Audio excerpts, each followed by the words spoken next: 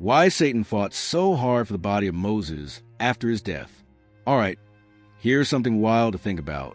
What if I told you that after Moses died, there was a full-on supernatural showdown over his body? Yeah, I'm talking about a real celestial tug-of-war between Satan and the Archangel Michael.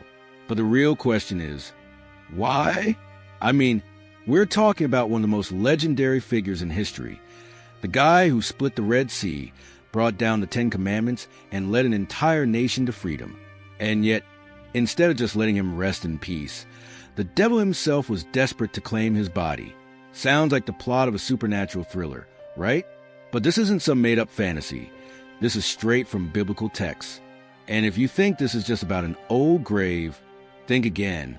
There's something much bigger at play here. What was Satan really after? What did Moses' body represent? And most importantly, what does this ancient battle tell us about the ongoing war between good and evil?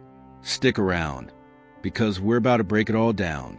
And trust me, this is one mystery you need to hear. The unfinished story. The desert wind howled to the rugged cliffs of Moab, carrying the echoes of a man's final breath. Somewhere beneath that vast, endless sky, the greatest prophet Israel had ever known lay motionless. Moses, the man who had spoken to God face to face, the leader who had defied Pharaoh, the lawgiver who had shaped an entire people, was gone, but his story was far from over. The Israelites had expected mourning, rituals, perhaps a monument to mark the end of an era. Instead, there was silence. No funeral, no grave to visit. No one, not even his closest followers, knew where his body had been laid to rest. And yet, somewhere beyond the realm of human eyes, an unseen battle was unfolding. In the hidden corners of the spiritual world, two figures stood locked in confrontation. One, an archangel bathed in celestial light, his presence pulsing with divine authority. The other, a shadowed being with piercing eyes, a twisted smirk curling at the edges of his lips. Satan had come to claim what he believed was his. Michael, the archangel of God, stood firm. He spoke no threats, no arguments, just 6 simple words that echoed through eternity. "The Lord rebuke you, Satan." And just like that, the battle was decided. But why? Why would the Prince of Darkness care about the lifeless body of a prophet? What was it about Moses that made him so valuable, even in death? And more importantly, what did this struggle mean for the rest of us? A body worth fighting for. For most people, death is the final chapter, the last full stop at the end of a long, winding sentence. But for Moses, death was just another battlefield. The question is, what made him so important? See, Moses wasn't just any prophet. He was a symbol of a covenant, a man who walked a fine line between divinity and mortality. He had spoken to God in ways no other human had. He had carried the 10 Commandments down from the mountaintop, his face still glowing with the residue of heaven itself. But he wasn't perfect. In his final days, Moses had made a fatal mistake. A single act of disobedience had cost him entry into the promised land. God had given him a direct command: speak to the rock, and water would flow. But instead, overwhelmed by frustration, Moses struck the rock. A small slip? Maybe. But in God's eyes, it was more than that. It was a moment of misplaced power, a moment where Moses acted as if he had control. And that moment changed everything. Now, Satan stood before Michael, determined to claim the body. Why? Because the devil is a master of twisting history. He knew that if he could control Moses' remains, he could rewrite the narrative. Imagine this. What if the Israelites had found Moses' body? What if, in their grief, they had turned his tomb into a shrine, a place of worship? It wouldn't have taken much. They had already proven their weakness for idolatry. The golden calf incident was proof enough of that. A grave could have become a temple. A memory could have become a religion.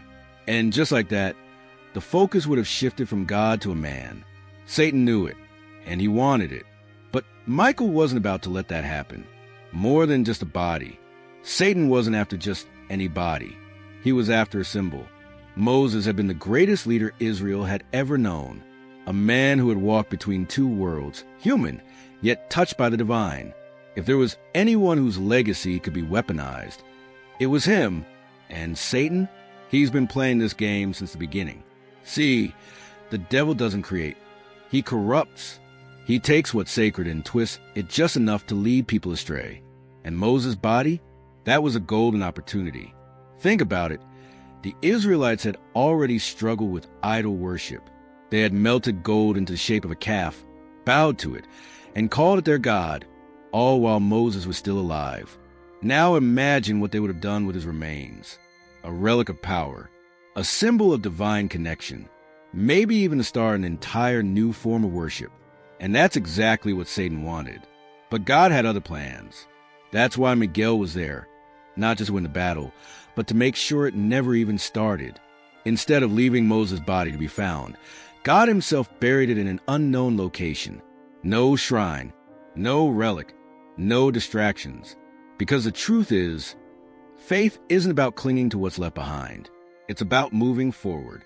And Moses, his story wasn't over yet. The battle wasn't just about Moses. Now, here's where things get really interesting. This whole fight, Miguel versus Satan, wasn't just about Moses' body. It was a preview, a glimpse of a much bigger war. See, Satan's strategy hasn't changed. What he tried to do with Moses, he's been doing to all of us ever since. It's always the same trick. Take something good, something sacred, and twist it.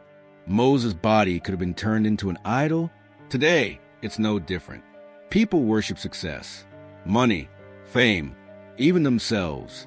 The focus shift from God to something else, just like Satan planned. And the worst part?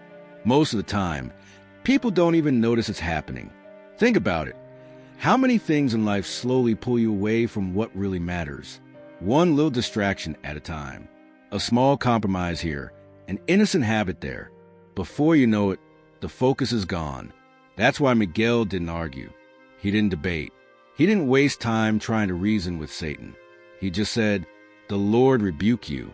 Because some battles, they aren't fought with words. They're won by standing firm. But the question is, are we paying attention to the battle happening around us? Because make no mistake, it's still going on. And whether we realize it or not, we're all part of it. The war you can't see. Most people think of battles as something you can see. Soldiers, weapons, explosions. But the most dangerous war, the one that's been happening since the beginning of time, you won't see it on the news. You won't hear sirens warning you it's coming. Because it's happening inside you, every single day. That fight over Moses, it wasn't just a historical event. It was a reflection of the same fight happening for every soul on this planet. See, Satan wasn't just after a body. He was after control. Control of a legacy. Control of a narrative. Control over how people saw truth. And he's still playing the same game. Ever notice how life constantly tries to pull you in different directions? One voice says, you don't need faith. Just do whatever makes you happy. Another says, you're too messed up to ever change. Another whispers, what's the point of even trying? Distraction, confusion, doubt, that's the battlefield. And whether you realize it or not, you're in the middle of it. But here's the thing, so was Moses. And despite all his flaws, all his mistakes, he still belonged to God. That's why Satan lost. That's why Miguel didn't even argue, because Moses' story had already been written by someone more powerful. So the real question is, who's writing yours? In the end, Moses didn't need a grand tomb. He didn't need statues, monuments, or relics. His true legacy wasn't left in the grave. It was written in faith. And that's what this whole battle was really about. Not just Moses, not just one moment in history, but a reminder that there's a fight for every soul, every belief, every future, including yours. The good news? Just like Miguel stood for Moses, there's someone standing for you too. You're not alone in this. The only question is, who are you listening to? Now, before we wrap this up, I want to hear from you. Where are you watching from? Drop in the comments. I love seeing how far our community reaches. And hey, if this video made you think, if it gave you a new perspective, make sure to subscribe and turn on notifications so you don't miss what's coming next. God bless you, and I'll see you in the next one.